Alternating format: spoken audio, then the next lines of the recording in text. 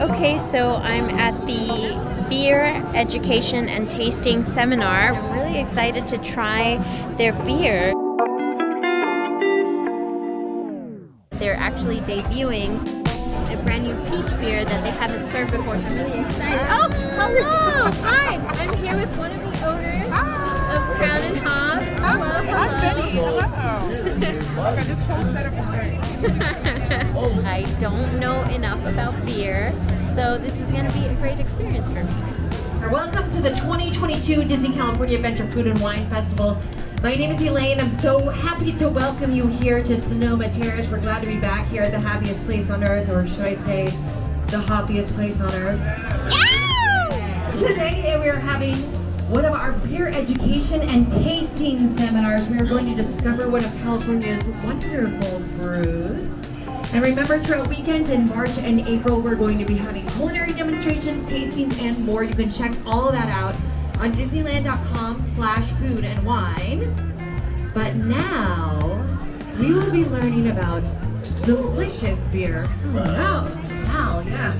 Crafted right here by one of California's amazing breweries. Crowns and Hop Brewing Company of Inglewood was founded in 2019. Yeah, you can give it up for them. Yeah, we like that. We're at a beer tasting, come on. Now, Crowns and Hops is dedicated to preserving culture, expansion of the palate, and community building through world-class beer. Their mission is to create family-friendly spaces that are community-centric with underserved communities of color in mind, driving diversity, economic growth, and influencing inclusion. So please give a warm welcome to the founders of Crowns and Hops, Beny and Teo Hunter. Yeah, we made it. This is a big We got deal. a doggone introduction We from got like really a good Disney information. personality. And there was opening music. That was pretty cool. That was pretty cool. All right, so first and foremost, everybody break your phones out because we're about to do something historic. I don't know if this has ever happened in Disneyland. Yes, but everybody take out your break phones. Take out your real phones. quick. Take out your phones. Because you know if you didn't record it, it didn't happen. Oh, wait, Yeah, don't that's push pretty record much- yet. But yeah, it didn't happen unless you recorded it. Double recording. So, like our incredible announcer stated, we are from Inglewood, California. So you can start pushing record, and I'll state that again. Go ahead and push record. Make sure that mug is on 4K. Yes. I'm joking. As you just heard, we are from Inglewood, California. But if you are from Inglewood, Yes. we say it a little bit different. Yes. So on the yes. count of three, I'm gonna need everybody to say it like we say it in Inglewood. Yes. And I need y'all to say it loud, Loud. because anybody in or around Inglewood should recognize that people from Inglewood are in the building. Yes. And the way that you say it is Inglewood. All right. But you gotta say it with your chest, Yeah, all right? say it with your chest. Say it with your chest. Are you ready? Are you ready? One, two, three. Inglewood! All right. Now this is how you start a beer tasting. There we go. There we go. All right, welcome everyone. We are Crowns and Hops Brewing Company. I'm Beny Ashburn. I'm the co-founder and the dope CEO of Crowns and Hops Brewing Company. I am Teo Hunter. I'm the head of brewing operations, COO, lead janitor. As entrepreneurs, you know, and if you don't know, you do it all. All of it. And we're excited to do it because we love what we do. We do love what we do. It says, our lovely announcer says that we started this in 2019, and we did. We were Crowns and Hops Brewing Company in 2019, but me and Teo actually started in the craft beer industry in 2016. We started as a craft beer lifestyle brand focused on creating more diversity and inclusion inside of craft beer by showcasing what we look like inside of craft beer. So that's through events, that's through curated experiences, that's through tastings, through education, very similar to what we're doing now. We did for the community, brown and black community, starting in 2016. We literally started with a hashtag, a very simple hashtag that literally became like I'll say a beacon to everyone who was feeling that same sense of craft beer wasn't as diverse as it possibly could be. Yeah. And that hashtag was Black People Love Beer. Yeah. It's pretty simple, it's pretty to the point, but I think I like it. what it did was it allowed people to have something central, to focus in together, build a movement. It became a global movement. We created merchandise. Any festival you went to, you saw someone wearing a Black People Love Beer shirt or a brown, maybe one or two people, because again, there wasn't a lot of us. But it was a calling card. If you saw someone wearing that shirt, you knew that they represented and reflected you and wanted to be a part of this craft beer community. Oh, yeah. And very quickly we realized that it wasn't just Black people. It was Asian people. It was Mexican people. Woo! It was Indian people. It was Native American people. So then we created Brown People Love Beer because we wanted to make sure everybody saw that there was someone who was speaking up, and Beny and I are loud. We are so loud. I don't even need this mic technically. And y'all can probably hear me like I'm whispering in your ear. That said, I don't know how to whisper. It's impossible. Right. That said, the first beer we have is a beer that we designed not only to be delicious, but we also designed it around the concept of racial equity. 8 Trill Pills Queen Chris is our first Pilsner that we're going to give you. I will give you a quote that was given to me from another amazing brewer at Urban Roots Brewing in Sacramento, who described a Pilsner should be just like a phenomenal out-of-town guest. They should arrive and then get up out. Yeah. So this Pilsner, as you taste it, is going to be exactly what you expect a Pilsner to be. Clean, slightly bready, really crisp, and just something that you can crush easily.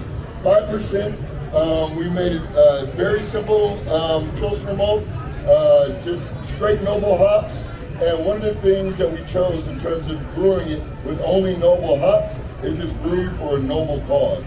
8 Trill actually comes from a concept written by the W.K. Kellogg Foundation that if we focus on racial equity today, that our country stands to see an impact of $8 trillion to the national GDP.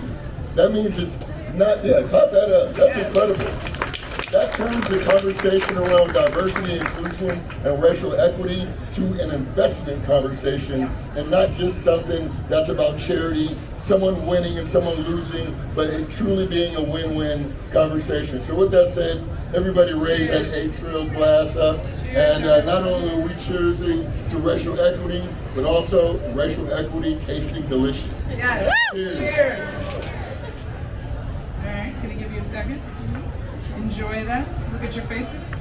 8 Trill Pills. I like it. And no one has it, so you're even more special there. But all right, I'm turning back to I Teo. just landed. Yeah. So as I This is a explained brand new before, release. and we're going to do some Q&A. And so is this one. So BPLB, our hazy IPA series. So we created a BPLB recipe This is the that's hazy. denoted by the color of the BPLB.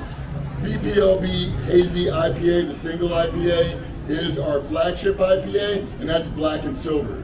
Our DIPA version of that is black and gold. And we always make sure that when you pour that can upside down, that you get 100% liquid versus a bunch of hop slugs and yeast sediment that normally is in the bottom of some of these hazy IPAs. Now, this is the time to sip your BPLB DIPA. Cheers. All right.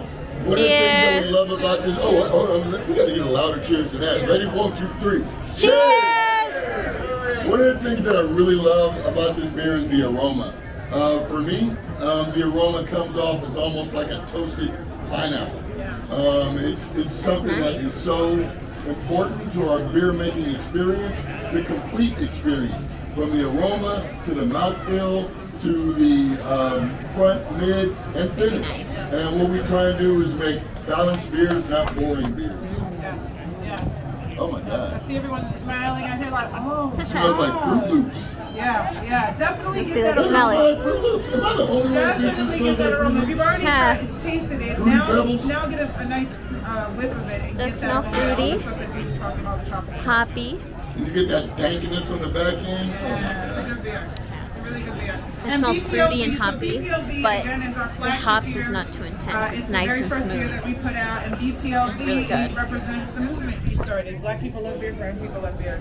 So this beer is very important to us as a brand, to the community. It means a lot to us. Like it's literally a Rubik's Cube, and I felt like we nailed it with that recipe. The aroma is beautiful to me. By the way, you all can get a whole pint right down the way in the California area, the California craft beer area, which is why we brewed it for this festival. We brewed it specifically for this festival. So right now, BPLB Dippa. This is the only place you can get it on tap. Yep. And we're really proud of it. And we've been told it is already the #1 beer being sold. Yes! Woo! That's crazy. I have no idea how that happened. What do you mean I have it right here?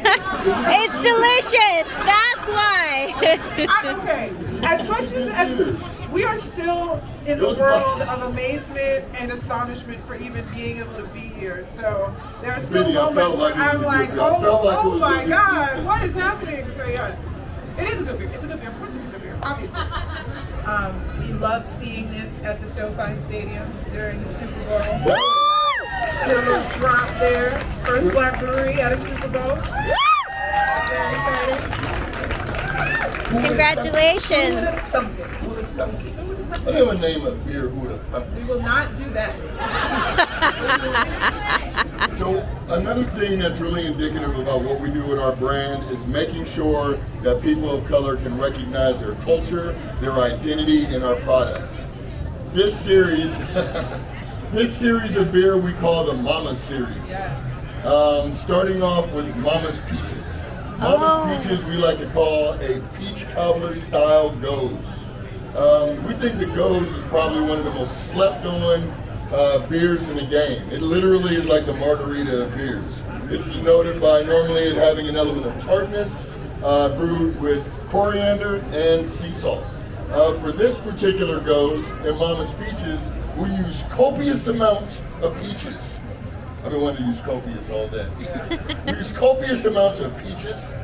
Oregon from Oregon is a peach puree. We use cinnamon, we use vanilla, we use coriander, sea salt, and drum roll please, graham crackers. What? We use graham crackers.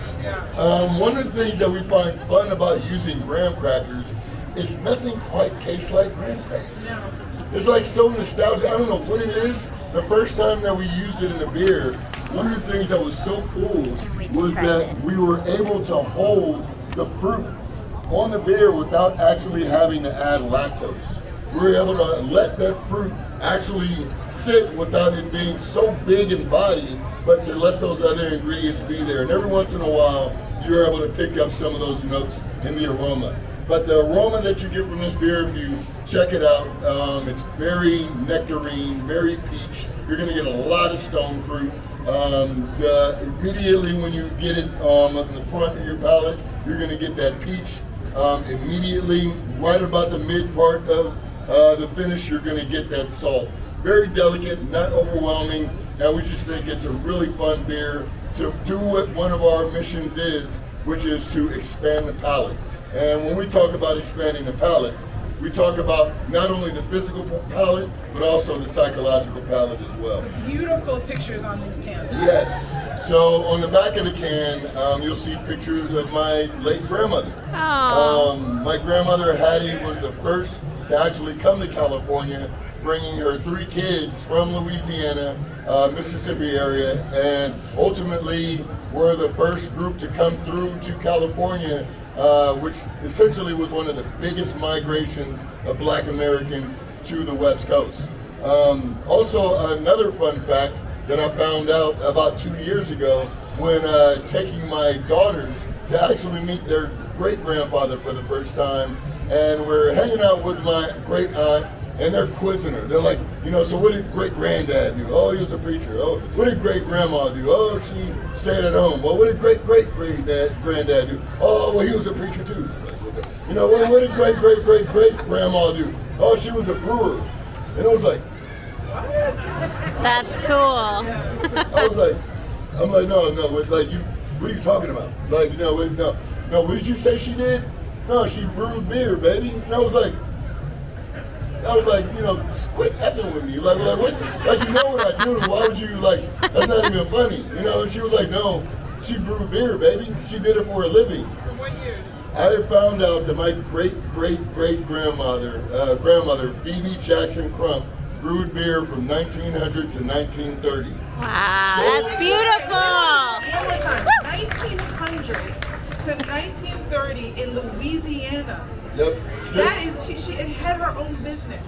Yeah, ran her own business. that's what she did for a living. She actually brewed beer throughout the week. And if you can imagine how incredibly jarring it is Yeah. to hear your great aunt talk about the process of watching her great grandmother at the time like mash and warloft and do all of these technical skills, and it was just mind-blowing because she didn't know what the skill was called, but she described it to a T. And you know, it almost goes without saying that these are some of the stories that have been lost in American history.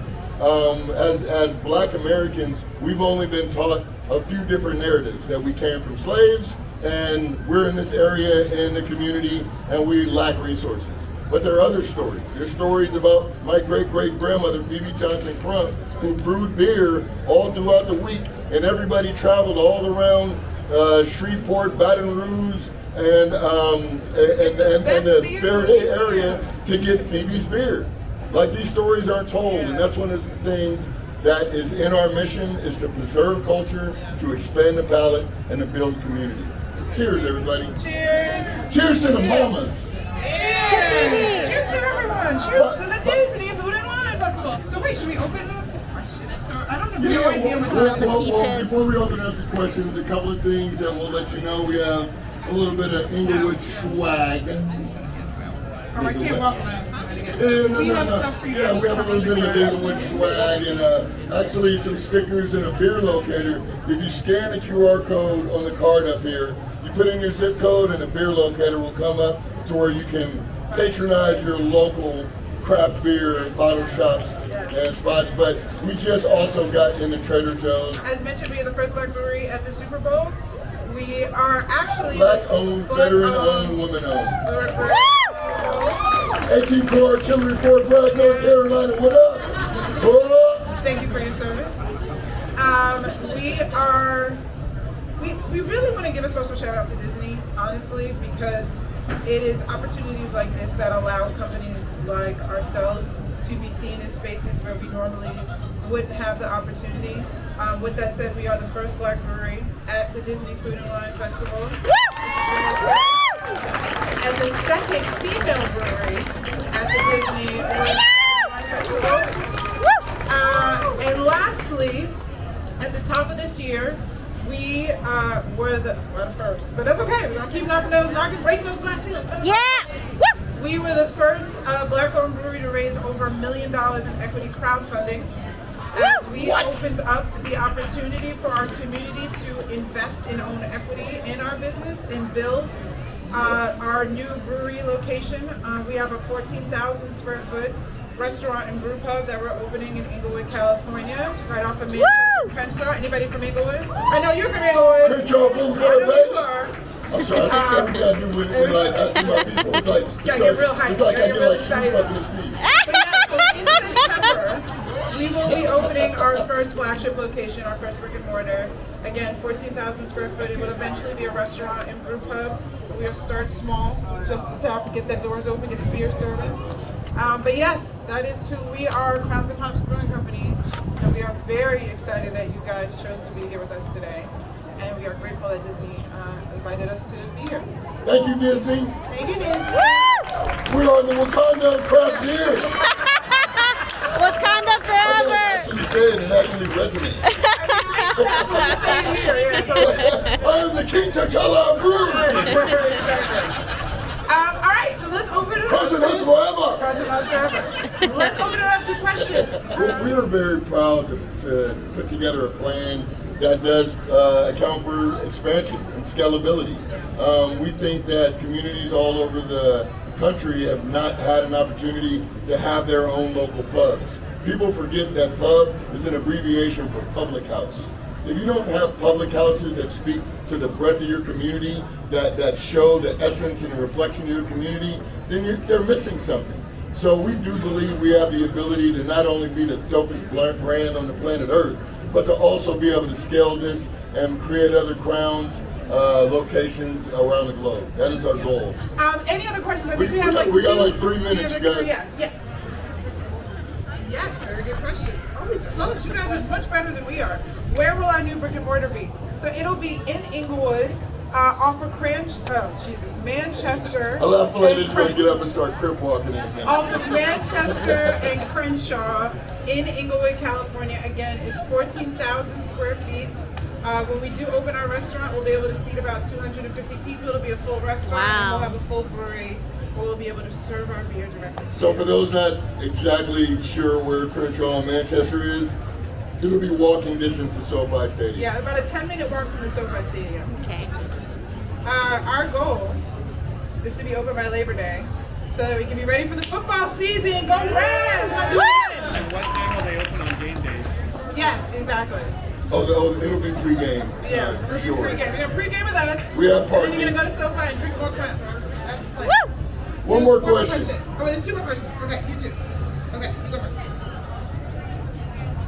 It will be family friendly. Yes. Absolutely. Absolutely. That was the most important thing for us, and I think the thing we first really, for me, what I first discovered when my first time I ever went to a brewery was there were families and kids, and it was such a communal environment, and not seeing anybody that looked like me or was representative of my culture or any of my community was the most disheartening part about it. So how do we create what that space looks like, where you can bring your kids, you can put your phones down, have a conversation, play games, re-engage, and create new memories. And that is the biggest part of what Crowns Inglewood will be. We invite everyone to come. This is not just for Black people or brown people. This is for everyone who wants to be part of something really dope and something really amazing. How many stickers and cards did you need? I will take some stickers. Yes.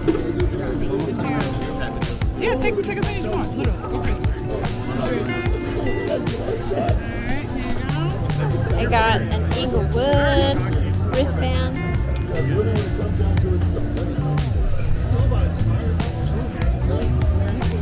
So You recorded something. You do your own like podcast or you gotta get on the YouTube channel, sis.